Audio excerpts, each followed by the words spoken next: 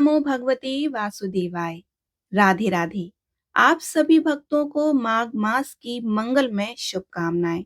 भगवान श्री हरि विष्णु और माता लक्ष्मी की कृपा आप और आपके परिवार पर सदैव बनी रहे। आज 14 जनवरी 2025 दिन मंगलवार है और आज है माघ मास का प्रथम दिन। आज से आप हमारे चैनल पर माघ मास की कथा सुनेंगे, तो ये कथाएं आप रोज सुनें। आज माघ मास के पहले दिन आप सुनेंगे माघ मास की कथा का प्रथम अध्याय। तो वीडियो को पूरा जरूर देखिएगा। तो चलिए भगवान श्री हरि विष्णु का ध्यान करके आज की कथा का श्रवण करते हैं। एक समय श्री सूत जी ने अपने गुरु श्री व्यास जी से कहा कि गुरुदेव, कृपया करके आप मुझे माघ मास का महात्म्य कहिए, क्योंकि मैं आपका शिष्य हूँ। और व्यास जी कहने लगे कि रघुवंश के राजा दिलीप एक समय यज्ञ के स्नान के पश्चात पैरों में जूते और सुंदर वस्त्र पहनकर शिकार की सामग्री से युक्त कवच और शोभायमान आभूषण पहने हुए अपने सिपाहियों से घिरे हुए जंगल में शिकार खेलने के लिए अपनी नगरी से बाहर निकले। उन्होंने सिपाही जंगल में शिकार के लिए मृग, व्याघ्र, सिंह आदि जंतुओं की तलाश में इधर उधर फिरने लगे। उस वन में वनस्थली अत्यंत शोभा को प्राप्त हो रही थी।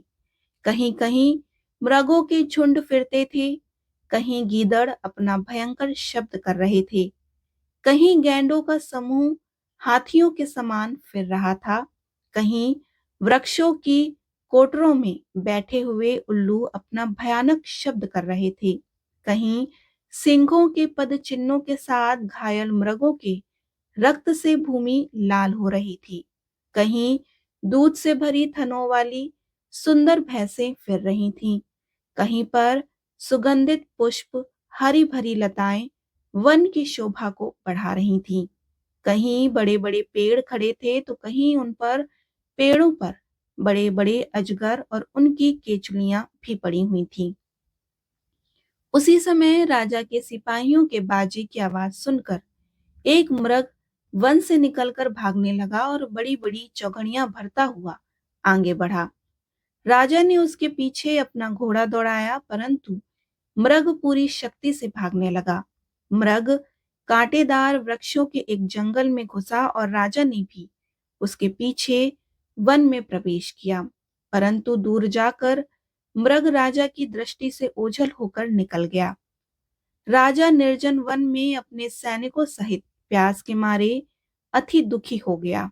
दोपहर के समय अधिक मार्ग चलने से सैनिक थक गए और घोड़े रुक गए। कुछ देर बाद राजा ने एक बड़ा भारी सुंदर सरोवर देखा, जिसके किनारे पर घने वृक्ष थे और जिसका जल सज्जनों के हृदय के समान स्वच्छ और पवित्र था। सरोवर का जल लहरों से बड़ा सुंदर लगता था। जल में अनेक प्रकार के जल जंतु, मछलियां आदि स्वच्छता से इधर उधर फिर रही थीं। दुष्टों के समान निर्दयी चित्त वाले मगरमच्छ भी थे। किसी किसी जगह लोभी के समान सिमाल भी पड़ी हुई थी। जैसे विपत्ति में पड़े हुए लोगों को दुखों को हरने वाले दानी पुरुष के समान यह सरोवर अपने जल से सबको सुखी करता है। ऐसे मेघ चातक के दुख को हरता है। इस सरोवर को देखकर राजा की थकावट दूर हो गई और रात्रि को राजा ने वहीं विश्राम किया और सैनिक पहरा देने लगे और चारों तरफ फैल गए। रात के अंतिम समय में शुकरों के एक झुंड ने आकर सरोवर में पानी पिया और कमल के झुंड के पास आया। तब शिकारियों ने सावधान होकर शुकरों पर आक्रमण किया और उनके मारकर पृथ्वी पर गिरा दिया। उस समय शिकारी कोलाहल करते हुए बड़ी प्रसन्नता के साथ राजा के पास गए और राजा प्रभात हुआ देखकर उनके साथ ही अपनी नगरी की तरफ चल पड़ा। जिसका शरीर तपस्या और नियमों के कारण बिल्कुल सूख गया था, जो मृगछाला और वल्कल पहने हुए था, नख, रोम तथा केश धारण किए हुए था, राजा ने ऐसे घोर तपस्वी को देखकर बड़े आश्चर्य से उसको प्रणाम किया और हाथ जोड़कर खड़ा हो गया। तपस्वी ने राजा से कहा कि हे राजन, इस पुण्य शुभ माघ में इस सरोवर को छोड़कर तुम यहाँ से क्यों जाने की इच्छा करते हो? तब राजा कहने लगा कि हे महात्मन, मैं तो माघ मास में स्नान के फल को कुछ भी नहीं जानता। कृपया करके आप विस्तार पूर्वक मुझे बताइए। इस प्रकार माघ मास महात्म का पहला अध्याय संपूर्ण हुआ। इसके आगे की कथा का वृत्तांत हम आपको अगले वीडियो में सुनाएंगे। बोलिए श्री हरि विष्णु भगवान की जय। अब आप सुनेंगे श्री नारायण कवच। नारायण कवच भगवत पुराण के छठे स्कंद के अध्याय 8 में आता है।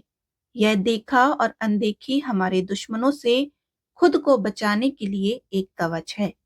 नारायण कवच एक बहुत ही संक्षिप्त स्त्रोत है जिसमें केवल 24 श्लोक हैं। इसे दिन में एक बार पढ़ना चाहिए और मुश्किल से इसमें 10 मिनट लगते हैं।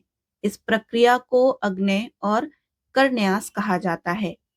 श्रीमद् भागवत के अध्याय 8 में नारायण कवच के संबंध में न्यास व कवच पाठ हेतु बताया गया है।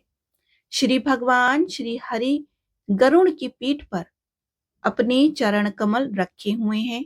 अड़िमा आदि 8 सिद्धियां उनकी सेवा कर रही हैं।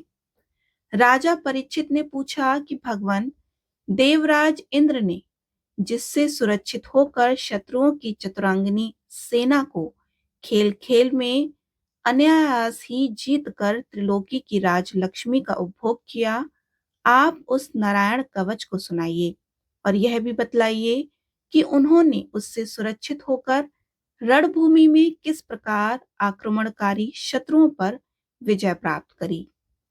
श्री शुक्र जी ने कहा कि परीक्षित, जब देवताओं ने विश्व रूप को पुरोहित बना दिया, तब देवराज इंद्र के प्रश्न करने पर विश्व रूप ने नारायण कवच का उपदेश दिया। तुम एकाग्रचित्त होकर इसका श्रवण करो। विश्व रूप ने कहा कि देवराज इंद्र, भय का अवसर उपस्थित होने पर नारायण कवच धारण करके अपने शरीर की रक्षा कर लेनी चाहिए। उसकी विधि यह है कि पहले हाथ पैर धोकर आचमन करें, फिर हाथ में कुश की पवित्री धारण करके उत्तर मुख कर बैठ जाएं। इसके बाद कवच धारण पर्यंत और कुछ न बोलने का निश्चय करके पवित्रता से ओम नमो नारायणा और ओम नमो भगवते वासुदेवाय इन मंत्रों के द्वारा हृदय आदि अंग न्यास तथा अंगुष्ठ आदि करन्यास करें। पहले ओम नमो नारायणाय इस अष्टाक्षर मंत्र के ओम आदि 8 अक्षरों का क्रमशः पैरों, घुटनों, जांघों, पेट, हृदय, वक्षस्थल, मुख और सिर में न्यास करें। पूर्वोक्त मंत्र के यकार से लेकर ओंकार तक 8 अक्षरों का सिर से आरंभ कर उन्हीं 8 अंगों में विपरीत क्रम से न्यास करें। तदंतर ओम नमो भगवते वासुदेवाय इस 12 अक्षर मंत्र के ओम आदि 12 अक्षरों का दाई तर्जनी से बाई तर्जनी तक दोनों हाथों की 8 उंगलियों और दोनों अंगूठों की 2-2 गांठों में न्यास करें। फिर ओम विष्णवे नमः इस मंत्र के पहले अक्षर ओम का हृदय में, वी का ब्रह्म रंध्र में, शा का भगुओं के बीच, ड़ा का चोटी में, वे का दोनों नेत्रों में और ना का शरीर की सब गांठों में न्यास करें। तदंतर ओम मह अस्त्राय फट कहकर दिग्बंध करें और इस प्रकार न्यास करके इस विधि को जानने वाला पुरुष मंत्रमय हो जाता है।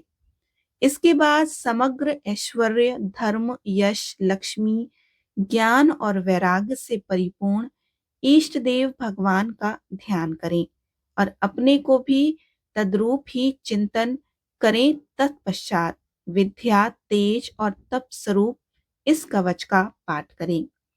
भगवान श्री हरि गरुड़ जी की पीठ पर अपने चरण कमल रखे हुए हैं। अड़िमा आदि 8 सिद्धियां उनकी सेवा कर रही हैं। 8 हाथों में शंख, चक्र, ढाल, तलवार, गदा, बाण, धनुष और पाश धारण किए हुए हैं। वे ही ओंकार स्वरूप प्रभु सब प्रकार से सब ओर मेरी रक्षा करें। मत्स्य मूर्ति भगवान जल के भीतर जल जंतुओं से और वारुण के पाश से मेरी रक्षा करें। माया से ब्रह्मचारी रूप धारण करने वाले वामन भगवान स्थल पर और विश्व रूप श्री त्रिविक्रम भगवान आकाश में मेरी रक्षा करें। जिनके घोर अट्टहास करने पर सब दिशाएं गूंज उठी थी और गर्भवती दैत्य पत्नी के गर्भ गिर गए थे। वे दैत्युत पतियों के शत्रु भगवान नरसिंह किले, जंगल, रणभूमि आदि विकट स्थानों पर मेरी रक्षा करें। दहाड़ों पर पृथ्वी को उठा लेने वाले यज्ञ मूर्ति वराह भगवान मार्ग में परशुराम जी, पर्वतों के शिखरों और लक्ष्मी जी के सहित भरत के बड़े भाई भगवान रामचंद्र प्रवास के समय मेरी रक्षा करें। भगवान नारायण मारण मोहन आदि भयंकर अभिचारों और सब प्रकार के प्रमादों से मेरी रक्षा करें। ऋषि श्रेष्ठ नर गर्व से योगेश्वर भगवान दत्तात्रेय योग के विघ्नों से और त्रिगुणाधिपति भगवान कपिल कर्म बंधन से मेरी रक्षा करें। परम श्री सनत कुमार कामदेव से है ग्रीव भगवान मार्ग में चलते समय देव मूर्तियों को नमस्कार आदि न करने पर अपराध से, देवर्षि नारद सेवा अपराधों से और भगवान कच्छप सब प्रकार के नरकों से मेरी रक्षा करें। भगवान धन्वंतरी कुपत से, जितेंद्र भगवान ऋषभ देव सुख दुख आदि भयदायक द्वंद्वों से, यज्ञ भगवान लोकापवाद से, बलराम जी मनुष्यकृत कष्टों से और श्री शेष जी क्रोधवश नामक सर्पों के गणों से मेरी रक्षा करें। भगवान श्री कृष्ण द्वैपायन व्यास जी अज्ञान से तथा बुद्ध देव पाखंडियों से और प्रमाद से मेरी रक्षा करें।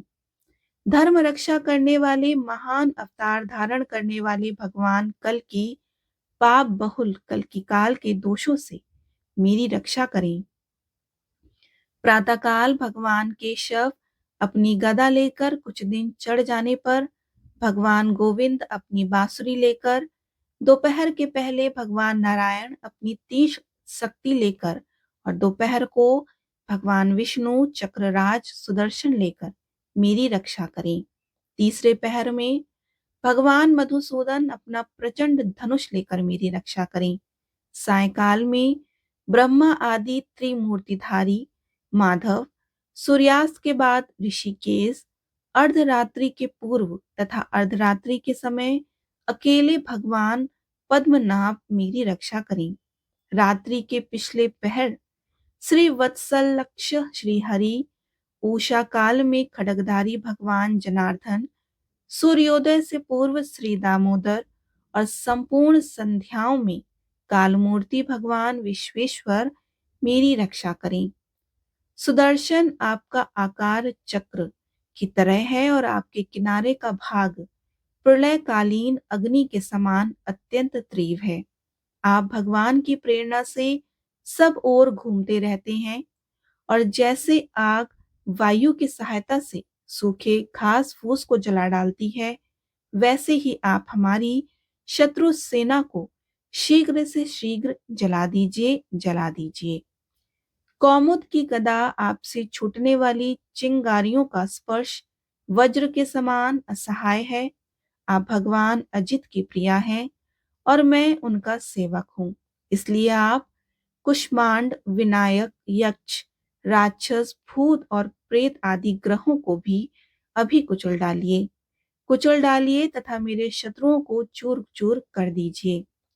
शंख श्रेष्ठ, आप भगवान श्री कृष्ण के फूकने से भयंकर शब्द करके मेरे शत्रुओं का दिल दहला दीजिए एवं यातुनधाम, प्रथम प्रेत मात्र का पिशाच तथा ब्रह्म राक्षस आदि भयावने प्राणियों को यहाँ से झटपट भगा दीजिए। भगवान की श्रेष्ठ तलवार, आपकी धार बहुत तीक्ष्ण है। आप भगवान की प्रेरणा से मेरे शत्रुओं को छिन्न भिन्न कर दीजिए। भगवान की प्यारी ढाल, आप में सैकड़ों चंद्रकार मंडल हैं। आप पाप दृष्टि, पापात्मा शत्रुओं की आंखें बंद कर दीजिए और उन्हें सदा के लिए अंधा बना दीजिए। सूर्य आदि ग्रह, धूमकेतु आदि केतु, दुष्ट मनुष्य, सर्प आदि रेंगने वाले जंतु, दाढ़ों वाले हिंसक पशु, भूत प्रेत तथा पापी प्राणियों से हमें जो जो भय हो और जो जो हमारे मंगल के विरोधी हों, वे सभी भगवान के नाम, रूप तथा आयुधों का कीर्तन करने से तत्काल नष्ट हो जाएं। ब्रद रथांतर आदि सामवेदीय स्त्रोतों से जिनकी स्तुति की जाती है, वे वेद मूर्ति भगवान गरुण और विश्वसेन से अपने नामोच्चारण के प्रभाव से हमें सब प्रकार की विपत्तियों से बचाएं। श्री हरि का नाम, रूप वाहन आयुध और श्रेष्ठ पाशर्द हमारी बुद्धि, इंद्रिय, मन और प्राणों को सब प्रकार की आपत्तियों से बचाएं। जितना भी कार्य अथवा कारण रूप जगत है, वह वास्तव में भगवान ही है। इस सत्य के प्रभाव से हमारे सारे उपद्रव नष्ट हो जाएं। अर्थ लोग ब्रह्मा और आत्मा की एकता का अनुभव कर चुके हैं। उनकी दृष्टि में भगवान का स्वरूप समस्त विकल्पों से रहित है, भेदों से रहित है, फिर भी वे अपनी माया शक्ति के द्वारा भूषण, आयुध और रूप नामक शक्तियों को धारण करते हैं। यह बात निश्चित रूप से सत्य है। इस कारण सर्वज्ञ सर्वव्यापक भगवान श्री हरि सदा सर्वत्र सब स्वरूपों से हमारी रक्षा करे, जो हमें अपने भयंकर अट्टहास से सब लोगों को भय को भगा देते हैं और अपने तेज से सबका तेज ग्रस्त कर लेते हैं। वे भगवान नरसिंह दिशा विदिशा से नीचे, ऊपर, बाहर, भीतर सब ओर से हमारी रक्षा करें। देवराज इंद्र, मैंने तुम्हें यह नारायण कवच सुना दिया। अब इस कवच से तुम अपने को सुरक्षित कर लो। बस फिर तुम अनायास ही सब दैत्य युद्धपतियों को जीत कर लोगे। इस नारायण कवच को धारण करने वाला पुरुष जिसको भी अपनी नेत्रों से देख लेता है अथवा पैर से छू देता है, वो तत्काल समस्त भयों से मुक्त हो जाता है।